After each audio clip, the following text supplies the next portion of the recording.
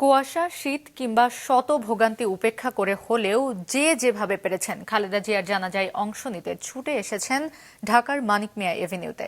Desk রিপোর্টে বিস্তারিত।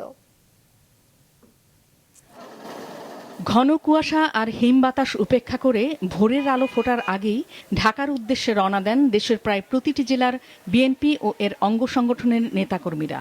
যদিও গত রাতেই তাদের অনেকে ঢাকা চলে আসেন প্রিয় নেত্রী খালেদা জিয়াকে শেষ বিদায় জানাতে। ম্যাডাম খালেদা জিয়ার জানাজায় যাওয়ার জন্য হাজার হাজার মানুষ তারা ছুটছে, তারা আমাদের ম্যাডামের শেষ বিদায়ে তারা শরীক হতে চাচ্ছে। গোপালগঞ্জ জেলা বিএনপি অঙ্গ সংগঠন সহ সুবর্ণোদয় সাধারণ জনগণ এই জানাজায় অংশগ্রহণের উদ্দেশ্যে ইতিমধ্যে রওনা হয়ে গেছে।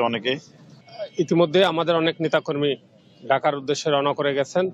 দেশনেত্রী বেগম খালেদা জিয়ার আত্মার মাগফিরাত কামনা এবং তার জন্য দোয়া প্রার্থনা করছি।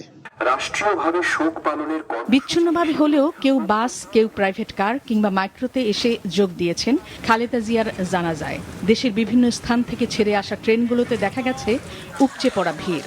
আসন না পেয়ে ট্রেনের ছাদে কিংবা ইঞ্জিনে ঝুলে হলেও গন্তব্যে পৌঁছাতে মরিয়া ছিলেন নেতাকর্মীরা। যানবাহন না পেলেও পায়ে হেঁটে হলেও জানাজায় অংশ নিতে ঢাকায় আসতে দেখা গেছে অনেক নেতাকর্মীদের। গণতন্ত্রের মা, সারা বাংলাদেশের ঐক্যের প্রতীক বেগম খালেদা জিয়া গতকালকে 6টায় ইন্তেকাল করিয়েছেন।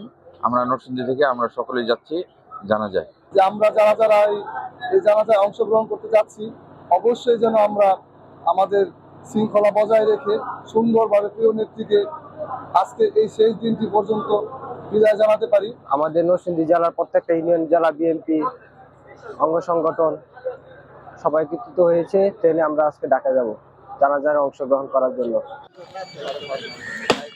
এদিকে ভোরে পাটুরিয়া দৌলতদিয়া নৌরুটের প্রায় প্রতিটি ফেরিতেই দেশের দক্ষিণ পশ্চিমাঞ্চল থেকে আসা বাস, প্রাইভেট কার ও মাইক্রোতে দেখা গেছে নেতাকর্মীদের ঢল। আজ 10টি ফেরি দিয়ে যানবাহন পারাপার হচ্ছে পাটুরিয়া দৌলতদিয়া নৌরুটে।